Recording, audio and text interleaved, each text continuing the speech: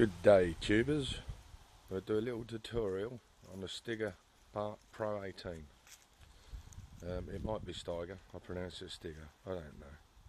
Let's just get one thing straight. This isn't my mower, this belongs to a friend of mine, and he lets me come and cut the grass on it. I've been doing it now for about 3 to 4 years and I still enjoy it. But in the time of using it, I found a few, well, not faults, but a few things that maybe you shouldn't want to do with one of these machines. And if you're thinking of buying one, best we show you a couple of little weaknesses on them. So you only find out once you've had them a few years. So with our hindsight, we can show you. Okay, so have a look at the old thing here. I'll show you how it works and what works what and all the rest of it. First of all, the first weakness that we've noticed with this is these knobs here. As you go through trees and you cut the grass, you sometimes have to drive under a tree like, and you get all the foliage of the tree will whack into these levers, and then what tends to happen is they'll come off. They'll come loose. Here, here's an example. Look, we've got a loose one here. I can turn that, and that will just come straight off. All you got to do, get a hot glue gun, whack some hot glue down it, push it on, and it will never come off again, I promise you. These have been stuck, but that one ain't. Another problem we found is if you have a look on the housing, there's a little bit broke there. Now I don't know how that's happened. This is for putting into four-wheel drive, this particular lever. And if we go into four-wheel drive, as you can see, that is the integrity for that to stay in four-wheel drive. But that's not strong enough now because it's lost its little friend here. So it's difficult to use four-wheel drive now, which we only tend to use when we're stuck on a hill or something. And this lever here is for engaging the cutter block, the cutter deck. And there's your throttle, basically. Okay. So be very careful with that. If possible, if you do buy one or you get a second-hand one, try and strengthen it with some steel or something. I don't know, wrap some tin around it, anything. Just try and secure that, because it's ever so weak. The weakest part of the mower, but one of the most important. Right. The biggest fault that I've found with it, although it's not a fault, it's just something you should learn. In fact, come on board and I'll show you. The starter up, they ain't been started yet, but I usually start the first time. Foot on the brake, bit of choke, and turn the key. There we go, choke in. Here's a throttle. Okay, but I'll leave it on slow at the minute. Right, I just want to show you something. Example of what not to do.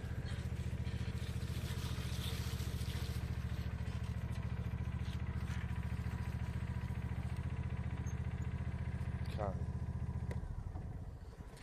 Because most of the working parts are all on the right side of this mower. For example, there's your gauge there for your depth of cut, and there's your cable there for adjusting the cutting deck up and down.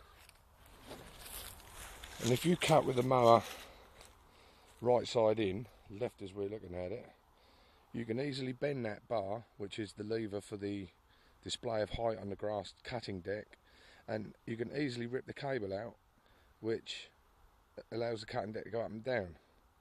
And we're only saying this because it's happened twice, a couple of times. So obviously the theory is turn it round and cut the other side. Alright, this could save you quite a bit of bother in the long run if you do get one of these things. Anyway, the working is quite simple. Turn ignition on. Got a little button there that adjusts the height of your cut. Down or up. This key starts it. Let's put your foot on the brake to start. You've got a brake here. Then you've got a pedal here. This one lifts up the cutting deck right up in the air and it places it right down again. That's for when you're manoeuvring across gravel or anything like that. Simple big pedal there just for forwards and backwards. Just a rocker pedal. And then once you've started her up, you might want to go into full throttle and you'll engage the cutting deck. And off you go. Set your cutting height first. Today we're going to cut around about 5.5 to 6. It's quite dry. I don't want to cut too short. If I cut too short, it'll all go brown. So then, I'll do a little bit of cutting for you, and I think I've just about covered everything. So I hope it's been useful to you in some way or another.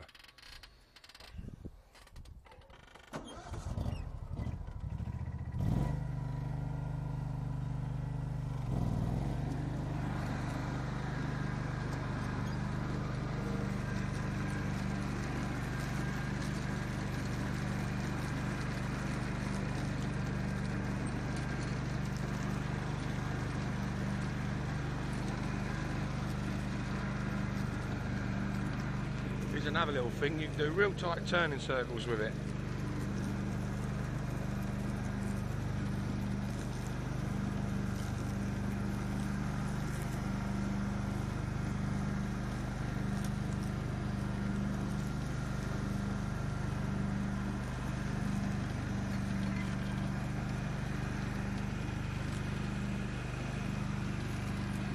I'll cut down here so you can see where I've been.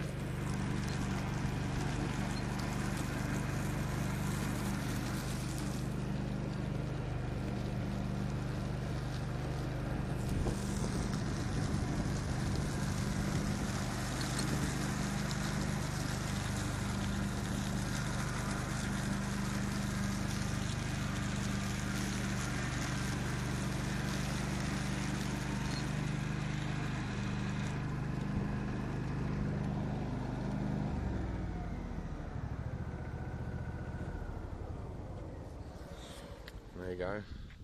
Don't know how well you can see that cut. It's a glorious day. One thing you'll get from this mower is lovely stripes. You'll get beautiful stripes with it. We go one way and then t'other.